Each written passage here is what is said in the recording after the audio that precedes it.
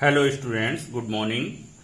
Let us we start the chapter political parties and now the next part of this chapter. So today we discuss here, as I have already discussed with you, that the national parties. What are national parties?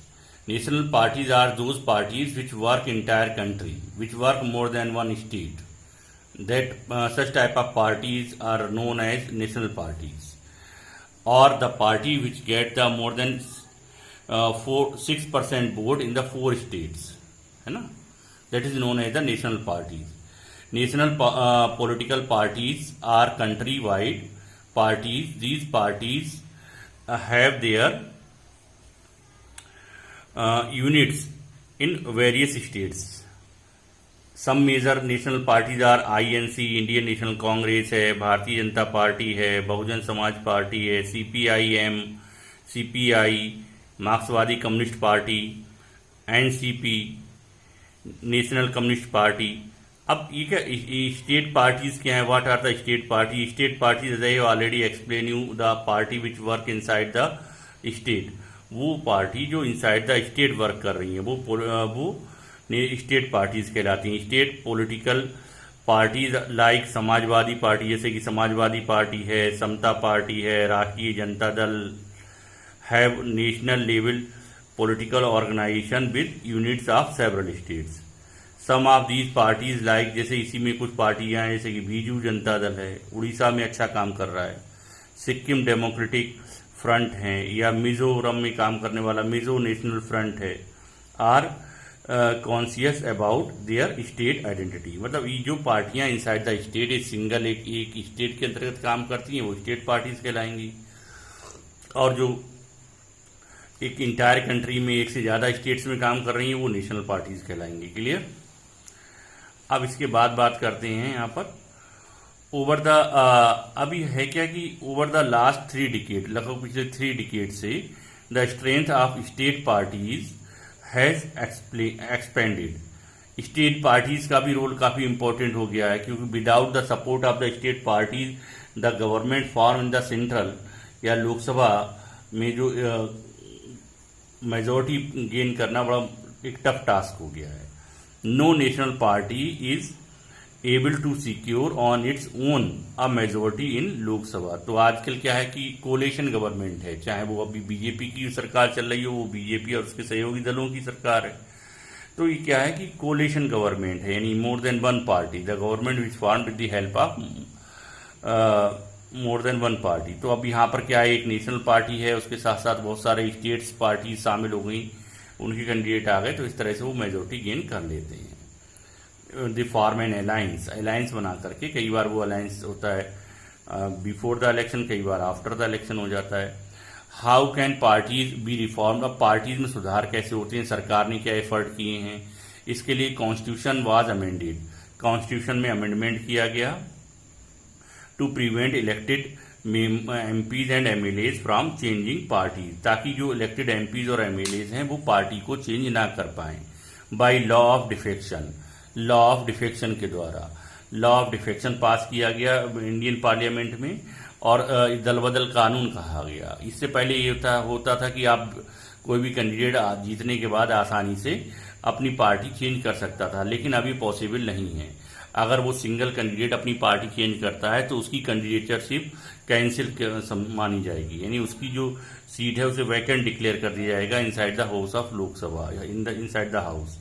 तो Supreme court ने भी इसके लिए कुछ amendment किए, implement किए, कुछ rules नए लगाए हैं सुप्रीम कोर्ट ने भी, ताकि पॉलिटिकल पार्टीज की कंडीशन इंप्रूव हो.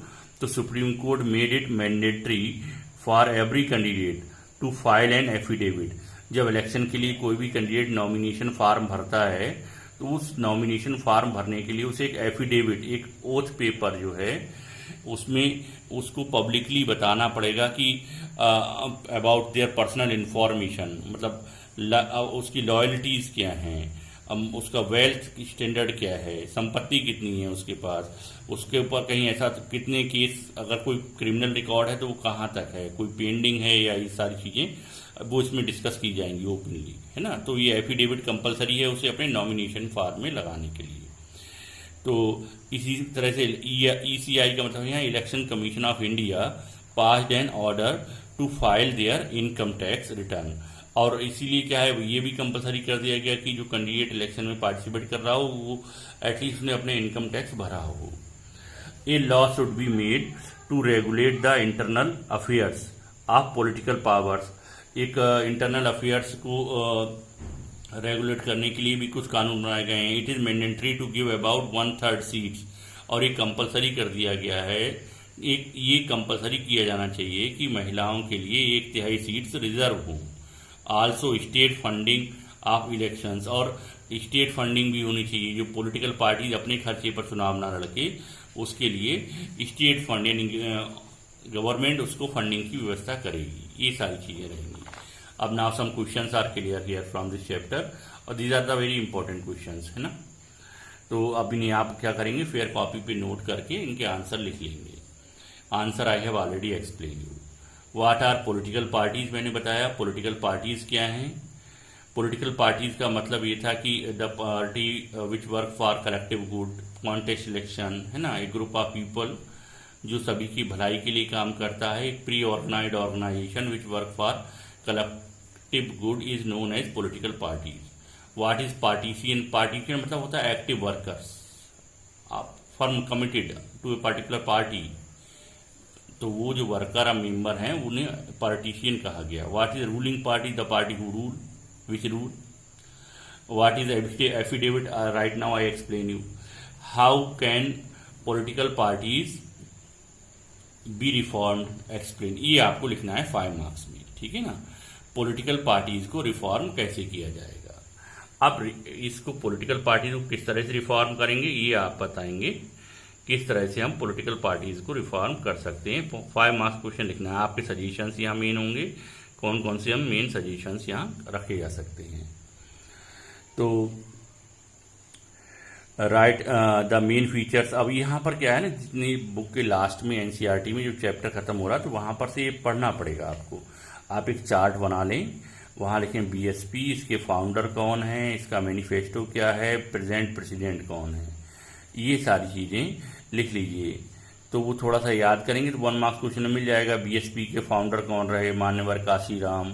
प्रेजेंट प्रेसिडेंट बीएसपी का कौन है, मायावती और श्री मायावती। अब यहाँ पर क्या है कि बीजेपी में क्या रहा, अभी क्या है, जेपी नड्डा है ना।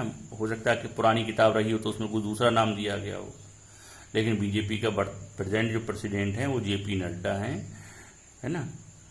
अब ये सारी चीज़ें आपको वहाँ लिखनी पड़ेगी, उसकी मैनिफेस्टो क्या है। तो एक चार्ट बना लें और उसे सेंड करें, मुझे बताइएगा कैसे बनाया। फेयर कॉपी में बनाएंगे। Suggest a few ways in which political reforms can be made in India. कौन से कुछ ऐसे तरीके बताइए जिससे पॉलिटिकल रिफॉर्म हो, किस तरह से हम कंडीशन पॉलिटिकल पार्टीज की इम्प्रूव और ज़्यादा कर सकते हैं। तो आपको इसमें से लिखना होगा, है ना। 1 is a paragraph here there in NCERT, you can read there, can take the help from there. Okay, if any other problem you have, then you ask me. Okay, now the chapter is over and I hope that all of you understand it very well. Okay, thank you.